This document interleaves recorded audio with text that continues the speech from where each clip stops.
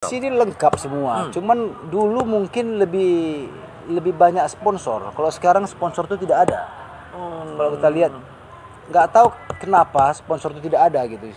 Sementara sudah selalu kita gaungkan event profesional sudah tidak ada lagi pertandingan-pertandingan.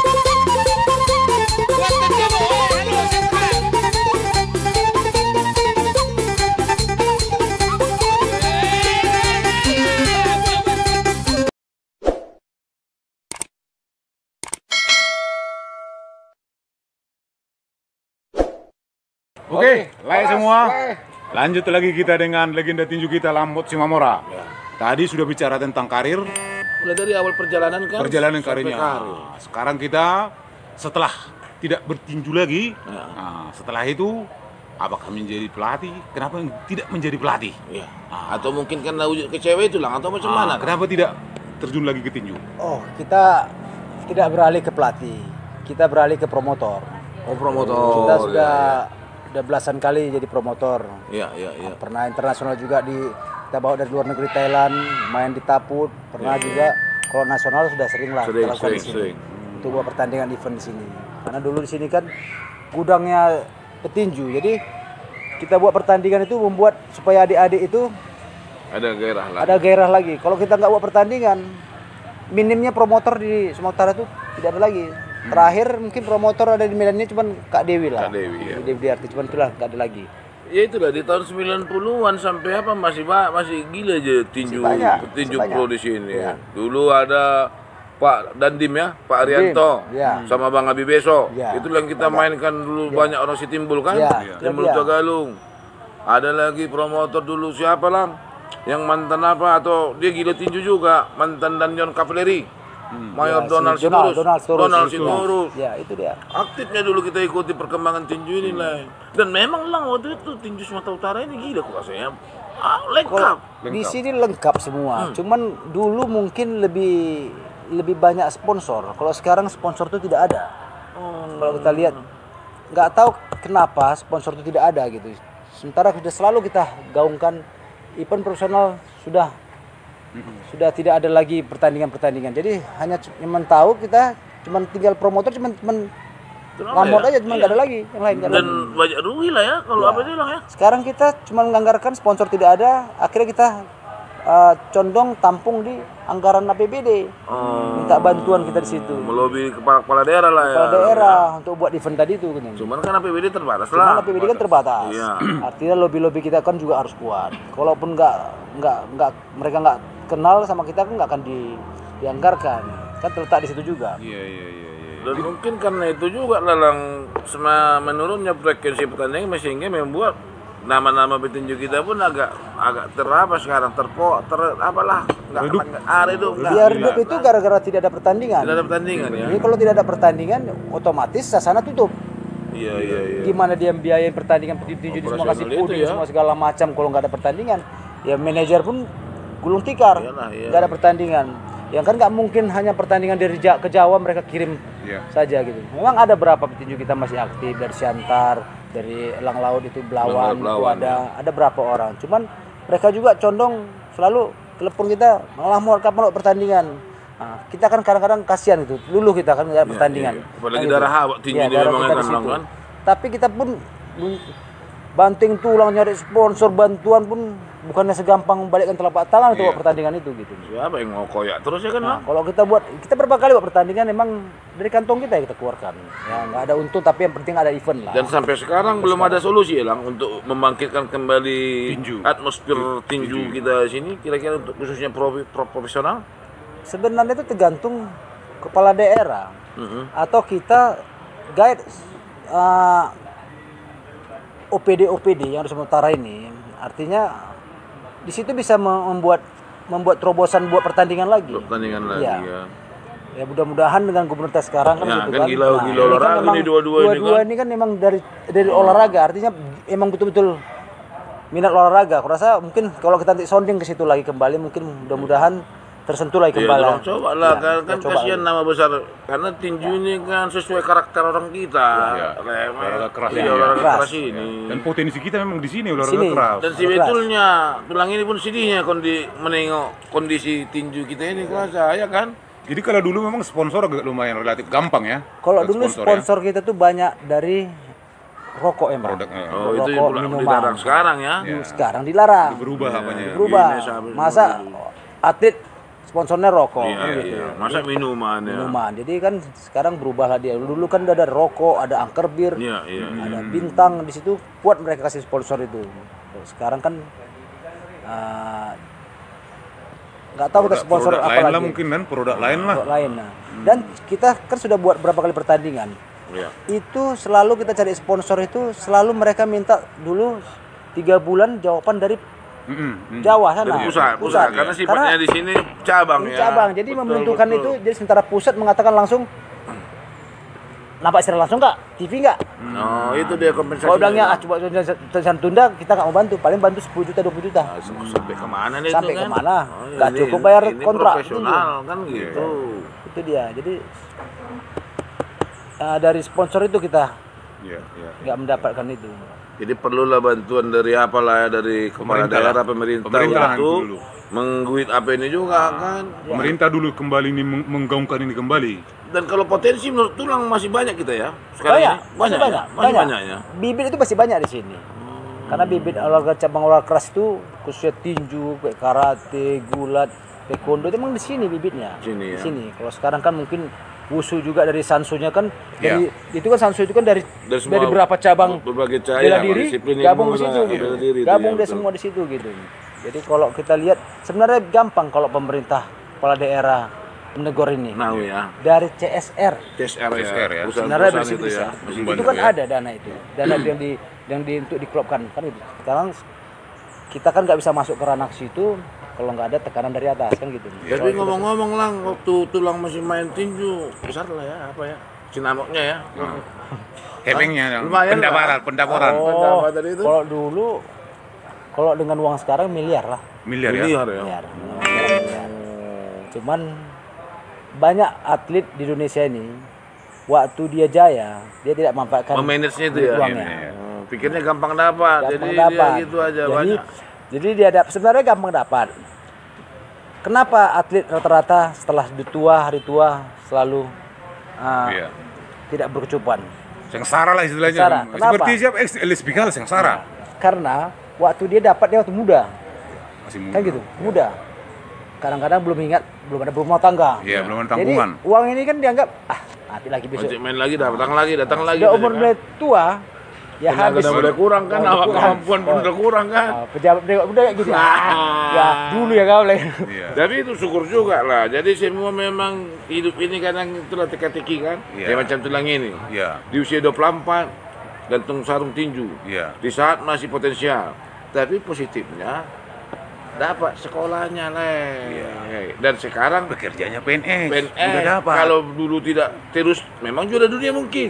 Banyak duit tapi tak bisa dikendalikan kan gawat juga. Jadi semua udah garis dari Tuhan. Memang kita itulah dia. Jadi semua harus tetap bisa kita syukuri. Ada hikmahnya. Semua.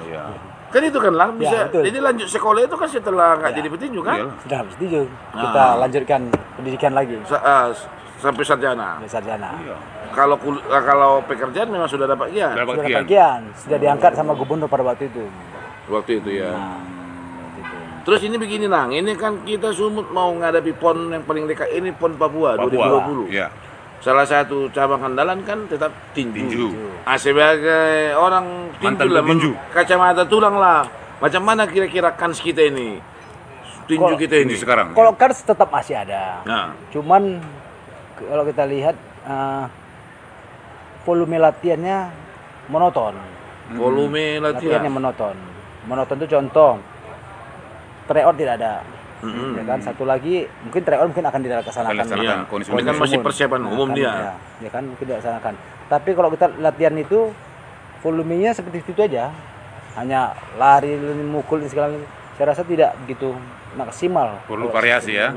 Tidak maksimal bagi petinju sebagai bekal dia bertanding nanti di sana itulah. Nah, dia tidak ada beda dia mau kejuaraan nasional, mau menyambut PON, Papua, ya sama gitu juga latihannya. Oh, seharusnya ada porsi lebih lah. Ada kekhususannya. Porsi lebih. Harusnya kita ya kalau bisa ini 1 minggu, 1 bulan dia di gunung, 1 bulan dia di laut. Ini kan untuk dia punya kaki. Kan gitu. Karena memang susahnya amatir ini kan 12 kelas dia memang agak susah dengan kayak seperti profesional. Profesional kan sendiri, jadi kita pantau dia sendiri bisa lihat kan itu. Fokus ya. Nah, kalau ini 12 atau 18 orang sekali perempuan di situ laki-laki semua. Dan yang menangani pelatihnya terbatas ya kan? Terbatas buat 2-3.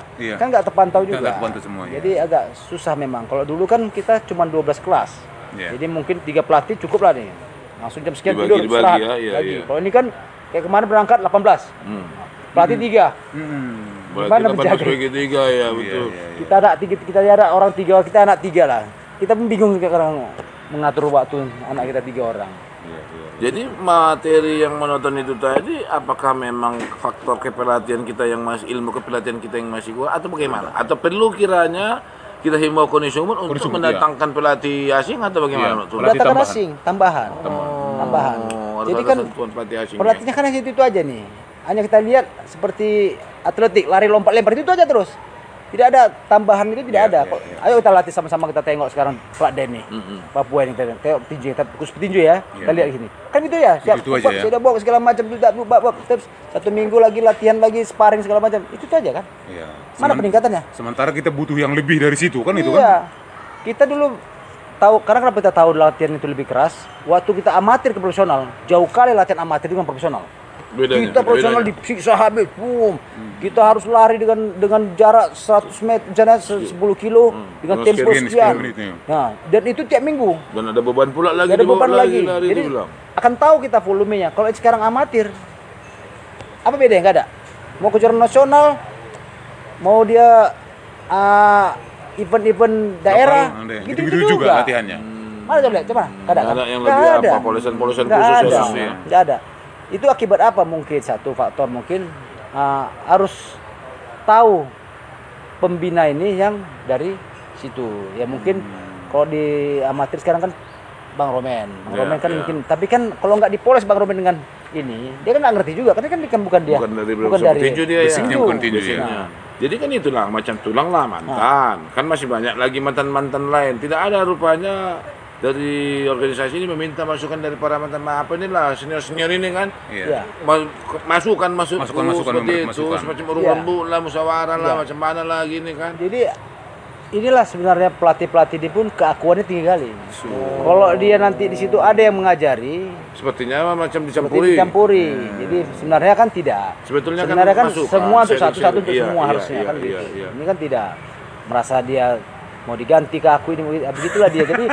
Jadi takut digeser ya kan. Ini kan masalah dipakai gak dipakai ini kan gitu. Itulah dia kelemahannya. Padahal kita siap ya Lang, kalau untuk diminta masukan siap kita kan. Siap. Cuma kita kasih masukan kan nggak bisa 100% kita di situ terus. Iya, betul lah. Kemarin kita pon waktu kita di Riau, waktu kita di Jawa Barat, kita turun di situ. Tapi kan nggak 100% kita setiap hari di situ. Tapi yang kita tahu latihannya begitu itu saja. Nggak ada kelebihan, itu tidak ada. Mudah-mudahan ini didengar lah sama pelatih tinju kita sharing ini supaya ada pelatih tinju pun sering telepon kita. Gini. Cuman kita bilang latihan ini terlalu latihan seperti amatir. Kita buat latihan seperti profesional. Walaupun di sekarang amatir.